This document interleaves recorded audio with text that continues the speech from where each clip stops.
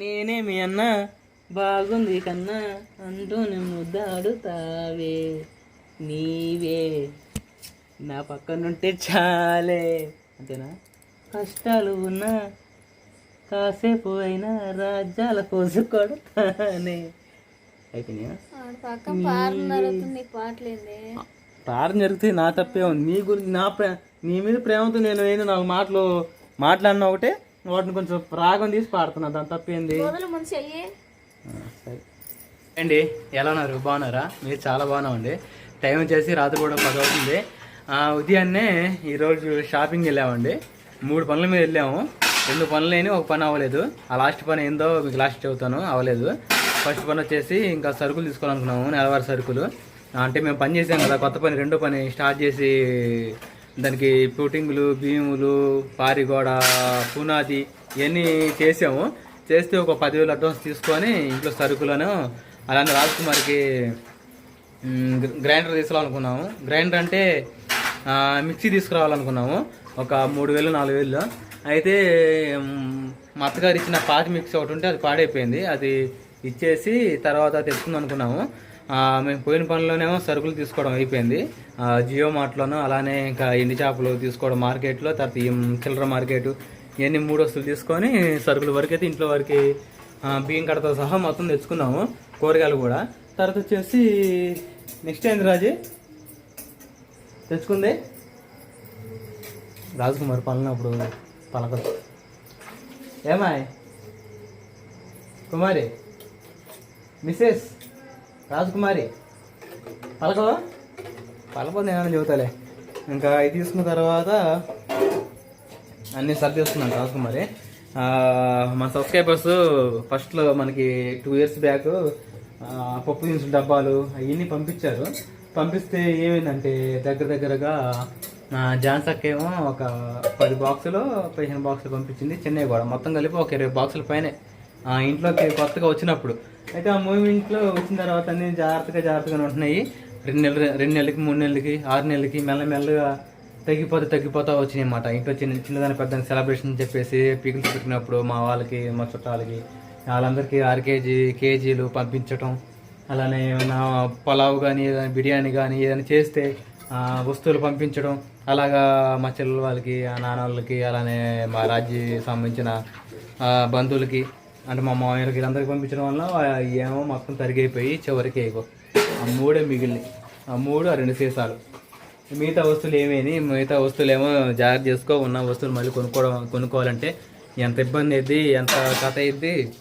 ఉన్న వస్తువులు సరే ఇచ్చావు, పంపించావు, తెచ్చుకోవాలి కదా మళ్ళీ తిరిగి. మనం ఎన్ని మూటలు పోతున్నాము అంటే పంపించాను కదా, నా తప్ప ఏముందంటే తెచ్చుకోవాలి కదా సామాన్ చెప్పాను. అప్పుడు స్టీల్ సామాన్ కూడా చాలా పోయినాయి నా వల్ల.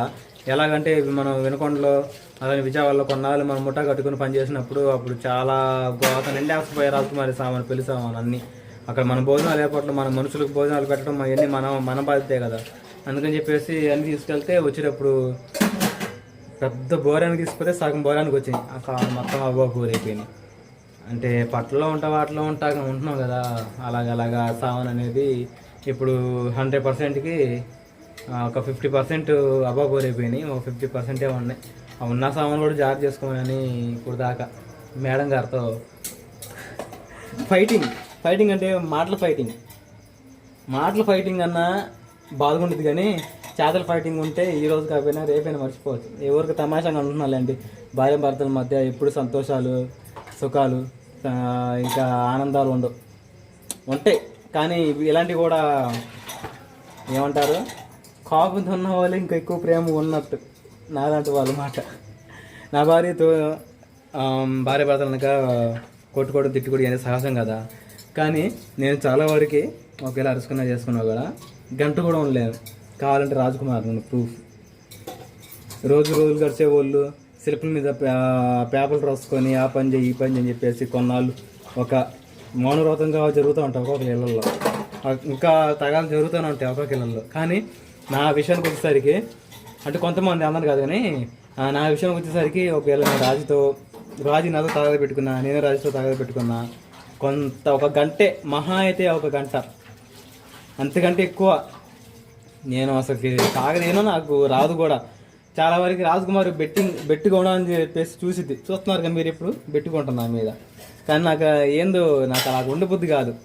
మా ఫ్యామిలీ మెంబర్స్ ఎవరైనా అంతే, మా నాన్న కూడా అంతే. మా అమ్మ తిడతాడు కొడతాడు, తర్వాత ఎమ్మని బిర్యానీ తెచ్చి తినిపించడం, లేకపోతే ఏదైనా రెస్టారెంట్కి ఏదైనా వెళ్ళి భోజనం చేయడం అలా సరదాగా జరుగుద్ది మాట. అలానే మా నాన్న సార్లు నాకు వచ్చింది. మా తాతయ్య అయితే ఇంకా మరీ దారుణం. మా నాన్నకి అయితే కొట్టినా తిట్టినా చేసినా కూడా ఏదైనప్పటికీ చివరికి ఆమెకి వేడి నీళ్ళు కూడా తోడి బాత్రూంలో పెడతాడు మా తాతయ్య అయితే. ఆయన ఇంకా అంటే భార్య పట్ల భర్తలకి మా ఇళ్ళల్లో మాకున్న ప్రేమ అది అన్నీ సర్దుకుని చూడండి. ఇదిగోండి ఇప్పుడైతే 5 పైన 2 7 డబ్బాలు, తర్వాత సరుకులు ఏం తీసుకొచ్చా కదా సరుకులు వాటిలో ఉండి, రేపు ఉదయం లేచి మళ్ళీ పప్పు తీసిన డబ్బాలు ఇంకెక్కడైనా ఉండేమో ఎత్తుక్కొని అవన్నీ సర్దుకోవాలి. ఇంకా అక్కడ అటు సర్దుకుంది ఇటు సర్దుకుంది, మొత్తం సెలుపులు ఉన్న నలకలు బొలకలు ఉన్నాయి కదా ఎలుకలు తిరుగుతా, అందుకని చెప్పేసి శుభ్రం ఊడి చేసుకొని మొత్తం బయట కొట్టేసి ఎత్తి పారబోసింది బయట. అదిగో చెత్త ఆ కవర్లో ఏముండే రేపు పొయ్యిలోకి కట్ల పొయ్యికి ఉపయోగపడతాయని చెప్పేసి ఉంచింది కొన్ని. తర్వాత వచ్చేసి మెయిన్ థింగ్ ఏంటంటే ఇది కొంచెం డార్క్ అయిందండి, దేనికో ఎందుకో మరి వర్షం కారణం వల్ల అనుకుంటా. తర్వాత వచ్చేసి కిటికీలు, ఇదో కిటికీ ఇదో కిటికీ మర్చిపోతున్నా, ఇదో కిటికీ అండి 2 కిటికీలు. తర్వాత వచ్చేసి ఇంకా ఎలుకలు ఎక్కువ రావడానికి కారణం ఏంటంటే మాకు మైనస్ పాయింట్ ఈ కిటికీల వల్ల. అదొకటి ఆ రూములో అంటే రూమ్కి వచ్చి 2 ఉన్నాయి, అలాగా ఆ 2 రూములు, తర్వాత ప్లస్ ఇది 3 అది 4, దగ్గరగా 4 ఇంటర్ కిటికీలు ఉన్నాయి. వాటి ద్వారాలు వాటికి అయ్యే దారులు.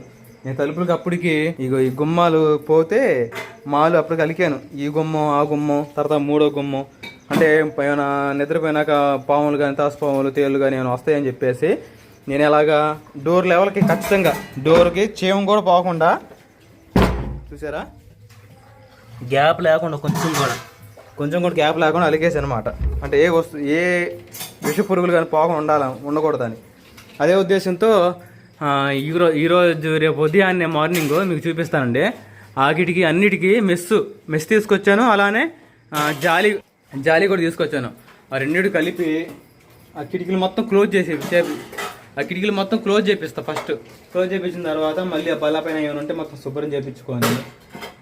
మాకు చాదినంత వరకు శుభ్రంగా ఉంచడానికి ప్రయత్నిస్తాను. అది ఆ అమ్మాయి కూడా చేస్తాను కానీ ఏదైనా కొంచెం 3 పిల్లలతో సామాన్లు సర్దుకోవడమైనా, ఇంట్లో పని చేసుకోవడాలైనా, ఇవన్నీ కాకుండా మళ్ళీ నాతో పాటు పనికి రావడమైనా చాలా కష్టం.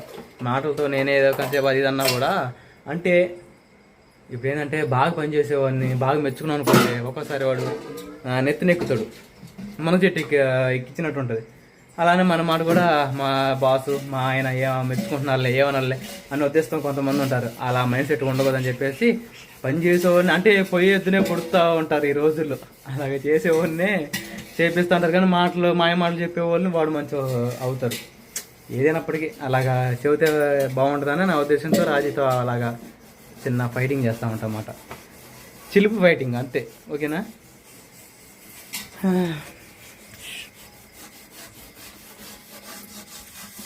మేడం ఓరి ఏంటిది ఇది? తేలు అది, తేలు కంటే రాజకుమారి ఇంకా భయంకరమైన తేలు కుట్టిందంటే మాత్రం 24 గంటలు పోతుంది నిప్పి. ఇంకేమా సంగతి? టైం 10:30 అవుతుంది. బేసం చూడండి, మా ఆవిడ పని చేస్తారు మీరు. మా ఆవిడ గ్రేట్, అంతా నా భార్య చూసుకుంటుంది ఏ విషయంలోనైనా. నేనుండాలేనయ్యా నీ బ్రతుకాలేనయ్యా,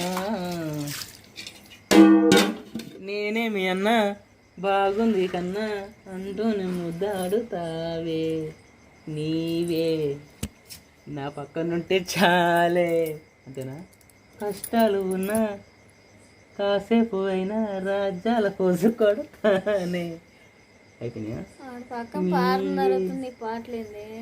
ప్రార్థన జరిగితే నా తప్పే ఉంది. నీ గురించి నీ మీద ప్రేమతో నేను ఏంది 4 మాటలు మాట్లాడిన ఒకటే, వాటిని కొంచెం రాగం తీసి పాడుతున్నా, దాని తప్పేంది? సరే మా వాడికి మర్చిపోయానండి, గోల్డ్ తీసుకోపోతాను ఈ మంత్లో. జుమ్కాలే 50 రూపాయలు 50,000 60,000 ఫిట్టింగ్ పెట్టబోతుంది. కష్టపడి ఆ పనిలో కష్టపడి ఎలాగోలాగా మా ఆవిడికి పెద్ద వడ్డానం చేపిస్తా. ఏమే కావాలా?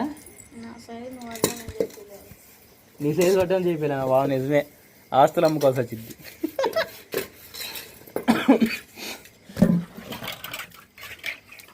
చెప్పు. చెప్పాలి, నా చెప్తాను. నిద్ర రావట్లేదా? ఏం పెద్ద యుద్ధం పెట్టావా అంట్ల మీద? నా భార్య కోసం మళ్ళీ వేడి నీళ్ళు కాయ పెడతాను.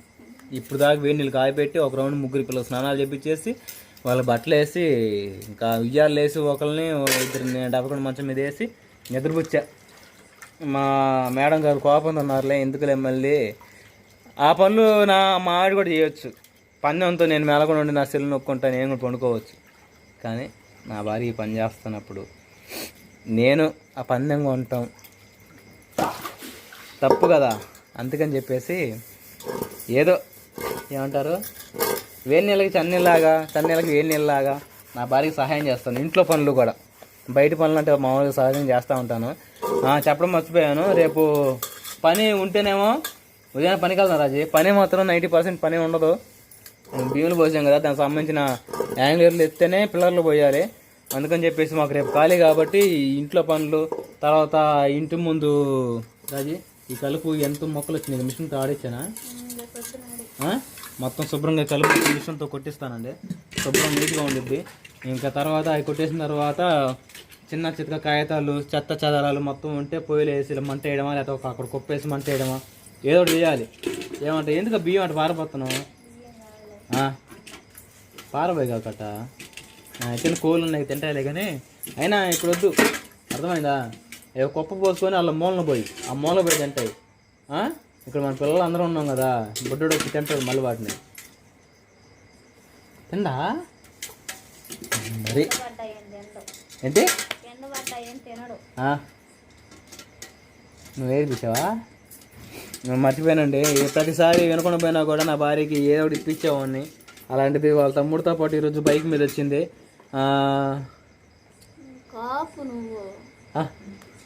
ఏంది వాళ్ళ తమ్ముడితో పాటు బైక్ మీద వచ్చేసరికి నేను చికెన్ బిర్యానీ కానీ మటన్ బిర్యానీ కానీ ఇప్పిద్దాం అనుకున్నాను. కుదరలా, ఉండొచ్చుగా. నేనేమో సరుకులు తేడం ఎక్కువ అయిపోయింది. పని లేకుండా నేను తినేదాన్ని, కానీ నువ్వు తినకు మేము ఎందుకు తింటామని చెప్పి నా డబ్బులు లెక్కదు ఫోన్పే. అదండి నా పిల్లం గొప్ప వెనికిందండి చెయ్యి. మా అబ్బాయి బతలాడు, అక్క ఫోన్ పే నీ కాడు పెట్టి అక్క 3 సన్నకు పెట్టి అక్క ఫోన్ పే కొట్టి అక్క తినవచ్చుగా. మరి నేనంటే నాకు ఎన్ని సరుకులు, బాగా పర్మిషన్ లేకుండా ఏది చేయను నేను చెప్పి మనుషులు కూడా ఇప్పిలా ఊరుకో. ఇంకదండి సంగతి. రేపు ఉదయం ఎలా జరిగి చూద్దాం. ఇదిగో టైం గంట కూడా ఉంది, గంట వచ్చి టైం వచ్చేసి ఇప్పుడు 11వ గంట అనుకుంటా. 12 కాదా? చూద్దాం ఉండు, 10వ గంట. ఏయ్ చూడు 9:57 అయింది. అదిగో 10 గంటలు. సరే రేపు ఉదయం లాగానే మనకు చాలా పనులు ఉన్నాయండి. తరచు చేసి ఇక్కడ గడ్డపాడుతో ఎప్పుడో మా అత్తగారు చనిపోయే ముందు మొత్తం నెల మొత్తం లేపాము. తర్వాత పరిస్థితి బాగాలేక అటుపోయి ఇడిపోయి మొత్తం మళ్ళీ మట్టి అణిగిపోయింది. మేము విత్తనాలు తీసుకొచ్చి కూడా ఇన్ని వారాల పైన అవుతుందో ఆ విత్తనాలు రేపు నాటుదాం రాజు. ఏ మాత్రం ఖచ్చితంగా నాడతాలే, కోళ్ళు పోకుండా చుట్టూరా కర్రలు బాతి వచ్చారు చూడతాం. సరే అండి, మీరు చూడడానికి కాకండి ప్లీజ్. మా ఎవరు మా గురించి రాజీ నచ్చిన వాళ్ళు ఉన్నారు, మేమంటే నచ్చిన వాళ్ళు ఉన్నారు కాబట్టి వాళ్ళు చూస్తే చాలు. కొంతమంది సోదికి అంటారు కదా, ప్లీజ్ చూడడానికి మీరు కూడా చూడండి. ఇవే కాదనుకుంటే రాజు మీద ఫ్రాంక్స్ వీడియోస్ ఉన్నాయి, నీకు కావాల్సిన సకలేక అన్నీ ఏ నుంచి జెడ్ దాకా ఉంటాయి. వాటిలో 100 వీడియోలు 2 వీడియోలు నచ్చినా చాలండి నాకు, అదొక హ్యాపీ. సరేనా? రేపు ఉదయం కలుద్దాం. మరి గుడ్ మార్నింగ్ అంటున్నా. గుడ్ నైట్ చెప్పు రాజీ. మొత్తం అంట్లు దోమ వేసింది. రాజకుమారికి అంట్లు దోమ మిషన్ ఒకటి కొనిపెడతానంటే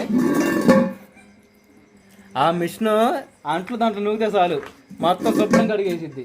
రాజీ అంటే దేవుని ఇచ్చిన 2 చేతులు ఉంటే తోముకుంటా. ఓహో, అంటే రాజకుమారి నేను నాకు హుషారు ఉంది, నా పని నేను చేసుకోగలుగుతానని రాజకుమారి చెప్పుకుంటుంది. మిగతా వాళ్ళు ఏమనుకోకండి, ఓకేనా? సరే మరి రాజకుమారికి ఆ మిక్సీ సంగతి మర్చిపోయాను. ఆ మిక్సీ గ్రైండర్ సంగతి అది ఇప్పుడు ఫ్లిప్కార్ట్లో కానీ అమెజాన్లో కానీ చూసి ఆర్డర్ పెడతా. అది 2-3 రోజులు వచ్చింది. ఏరాది మంచి కంపెనీ ఏదైనా ఉంటే మంచి ప్రీతి కానీ లేకపోతే బటర్ఫ్లై కానీ ఆ రెండింటిలో ఏదో ఒకటి తీసుకుందాం అనుకుంటున్నాను. ప్రీతి కాదు, ప్రీతి బెస్ట్ నాకైతే. ఎందుకంటే పాడైపోయింది, మేము వాడుతున్నదే కాబట్టి అది పాడైపోయింది. అయినప్పుడు మేము హోటల్ పెట్టేటప్పుడు అది బాగానే పనిచేసిందిలే, దాని అంతం తప్పు. తర్వాత వచ్చేసి ప్రెస్టేజ్ కానీ బటర్ఫ్లై కానీ తీసుకోవాలనుకున్నాము. ఏదో ఆర్డర్ పెడతాను. ఆఫ్లైన్లో ఏమో 3,500-4,000 చదువుతున్నారు, ఆన్లైన్లో ఏమో మనకు 3,000 ఉంది. వాళ్ళు ఏమో గ్యారెంటీ ఇస్తారు, వీళ్ళేమో గ్యారెంటీ ఇయ్యరు. అది ఏది తీసుకోవాలో అర్థం కావట్లేదు. మీరే కామెంట్ సెక్షన్ చెప్పండి. గుడ్ నైట్ అండి.